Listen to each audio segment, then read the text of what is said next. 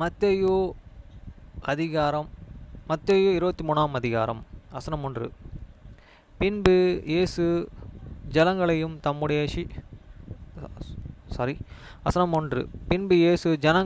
தம்முடைய சீஷர்களையும் நோக்கி, வசனம் 2.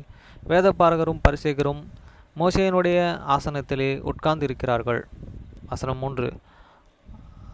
ஆகையால் நீங்கள் கைக்கொள்ளும்படி அவர்கள் உங்களுக்கு சொல்கிற யாவையும் கைக்கொண்டு செய்யுங்கள். அவர்கள் செய்கையின்படியே செய்யாதிருக்கிறீர்கள், ஏனெனில் அவர்கள் சொல்லுகிறார்கள், சொல்லியும் செய்யாதிருக்கிறீர்கள். வசனம் 4.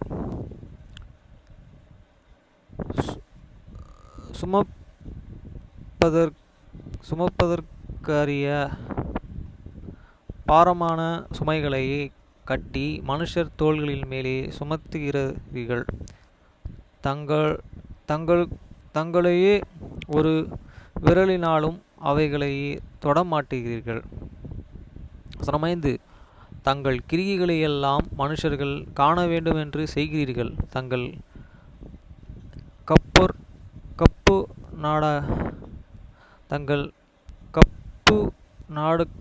நாடக்களை அகலமாக்கி தங்கள் வஸ்திரங்களை தொங்கல்களை பெரிதாக்கி. வசனம் 6. விருந்துகளில் முதன்மையான இடங்களையும் ஜெப ஆலயங்களிலே முதன்மையான ஆசனங்களையும். வசனம் 7. சந்தை வெளிகளிலே வந்தனங்களையும் மனுஷரால் ரபி ரபி என்று அழைக்கப்படுகிறதையும் விரும்புகிறீர்கள். வசனம் 8. நீங்களோ ரபி என்று அழைக்கப்படாதிருங்கள், கிறிஸ்து ஒருவரே உங்களுக்கு போதகராயிருக்கிறார், நீங்கள் எல்லோரும் சகோதரராயிருக்கிறீர்கள். வசனம் 9. பூமியிலே ஒருவனையும் உங்கள் பிதா என்று சொல்லாதிருங்கள், பரலோகத்தில் இருக்கிற ஒருவரே உங்கள் பிதாவாயிருக்கிறார். வசனம் 10. நீங்கள் குருக்கள் என்று அழைக்கப்படாதிருங்கள், கிறிஸ்து ஒருவரே உங்களுக்கு குருவாயிருக்கிறார். வசனம் 11. உங்களில் பெரியவனாய் இருக்கிறவன் உங்களுக்கு ஊழியக்காரனாய் இருக்க கடவன். வசனம் 12. தன்னையே உயர்த்துகிறவன் தாழ்த்தப்படுவான், தன்னை தாழ்த்துகிறவன் உயர்த்தப்படுவான். வசனம் 13.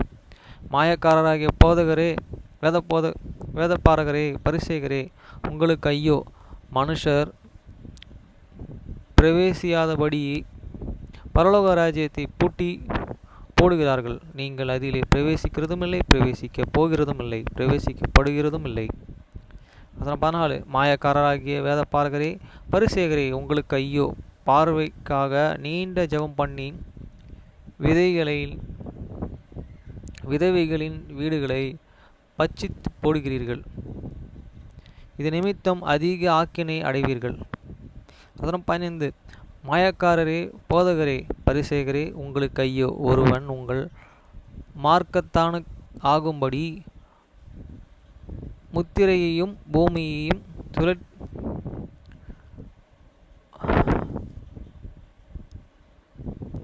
பூமியையும் சுற்றி திரிகிறீர்கள்.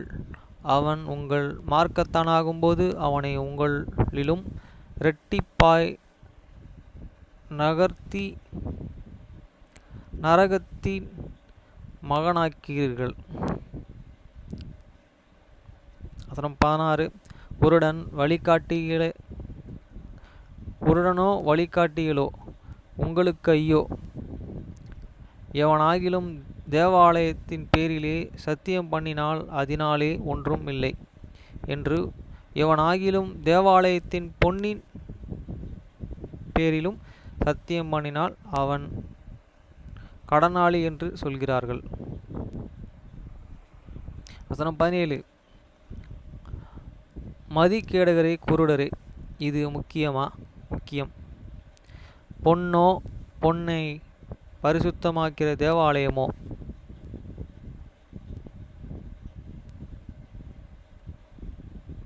17. மதிகேடரே, குருடரே, இது முக்கியம். பொன்னை பரிசுத்தமாக்குகிற தேவாலயமோ?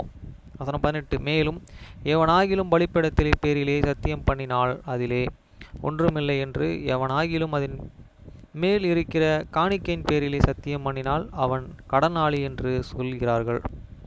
வசனம் 19.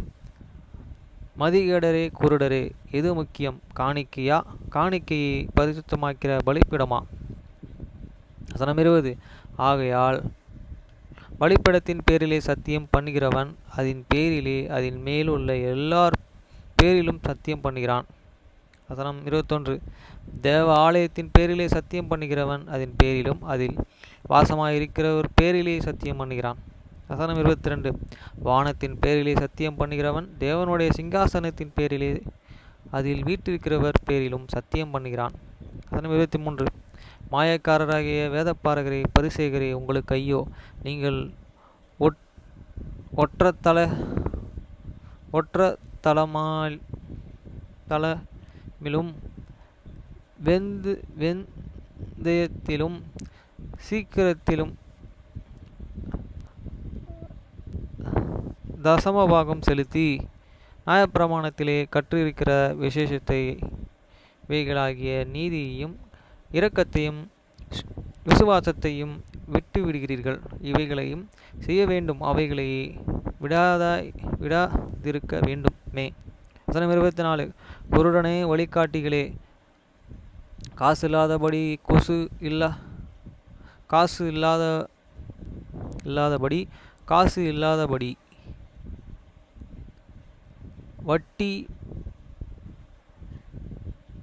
வடிகட்டி. வசனம் 24. குருடனே வழிகாட்டிகளே, கொசு இல்லாதபடி வடிகட்டி ஒட்டகத்தை விழுங்குகிறவர்களாய் இருக்கிறீர்கள். வசனம் 25. மாயக்காரராகிய வேதபாரகரே பரிசேயரே, உங்களுக்கு ஐயோ, போஜனம் பதார்த்தங்களின் வெளிப்புறத்தையே சுத்தமாக்குகிறீர்கள், உட்புறத்திலே அவைகள் கொள்ளையினாலும் அநீதியினாலும் நிறைந்திருக்கிறது. வசனம் 26. குருடனே பரிசேயனே, போஜனம் பண்ணாதிருங் வெளிப்புறம் சுத்தமாகும்படி அவைகளின் உட்புறத்தையே முதலாவது சுத்தமாக்கும். வசனம் 27. மாயக்காரரே வேதப்பாரகரே பரிசேயரே, உங்களுக்கு ஐயோ, வெள்ளை அடிக்கப்பட்ட கல்லறைக்கு ஒப்பாயிருக்கிறீர்கள். அவைகள் புறம்பே அலங்காரமாய் காணப்படும், உள்ளேயோ மரித்தவர்கள் எலும்புகளினாலும் சகல அசுத்தத்தினாலும் நிறைந்திருக்கும். வசனம் 28.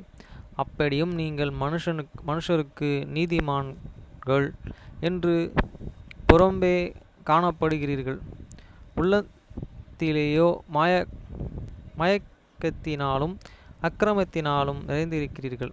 வசனம் 29. மாயக்காரரே வேதப்பாரகரே பரிசேயரே, உங்களுக்கு ஐயோ, நீங்கள் தீர்க்கதரிசிகளின் கல்லறைகளில் கட்டி நீதிமான்களின் சமாதிகளையே சிங்காரித்து. வசனம் 30. எங்கள் பிதாக்களின் நாட்களிலே இருந்தோமானால் அவருடனே நாங்கள் தீர்க்கதரிசிகளின் இரத்த பலிக்கு உடன்பட்டு இருக்க மாட்டோம் என்கிறார்கள். வசனம் 31. ஆகையால் தீர்க்கதரிசிகளையே கொலை செய்தவர்களுக்கு புத்திரராய் இருக்கிறீர்கள் என்று உங்களை குறித்து நீங்களே சாட்சி அளிக்கிறீர்கள். வசனம் 32. நீங்கள் உங்கள் பிதாக்களின் அக்கிரமம் அளவை நிரப்புங்கள். வசனம் 33. சர்ப்பங்களோ விரியன் பாம்பு குட்டிகளோ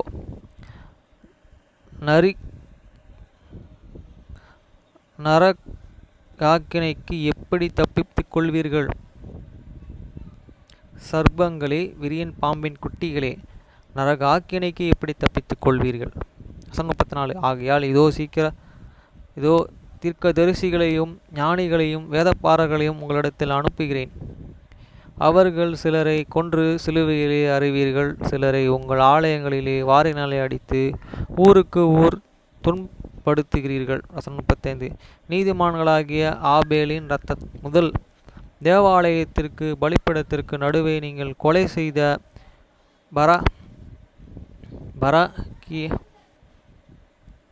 பரகியாவின் குமாரனாகிய சகரியாவின் இரத்த மறைக்கும் பூமியின் மேலே சிதறப்பட்ட நீதிமான்களின் இரத்த பலிகளை எல்லாம் உங்கள் மேலே வரும்படியாக இப்படி செய்வீர்கள்.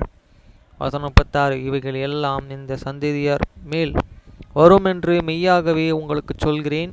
வசனம் 37. எருசலேமே எருசலேமே, தீர்க்கதரிசிகளை கொலை செய்து உன்னிடத்தில் அனுப்பப்பட்டவர்களே, கல்லெறிகிறீர்களே, கோழி தன் குஞ்சுகளை தன் சிறகு கீழே கூட்டி சேர்த்து கொள்ளும் வண்ணமாக நான் எத்தனையோ தரமே உன் பிள்ளைகளை கூட்டி சேர்த்து கொள்ள மனதாய் இருந்தேன், உங்களுக்கே மனதில்லாமற்று போயிற்று. வசனம் 38.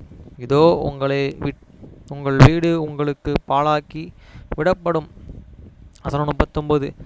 கர்த்தருடைய நாமத்தினாலேயே வருகிறவர்கள் ஸ்தோத்திரிக்கப்படுவார்கள் என்றும் நீங்கள் சொல்லும் அளவும் இது முதல் என்னை காணாதிருப்பீர்கள் என்று உங்களுக்கு சொல்கிறேன் என்றார்.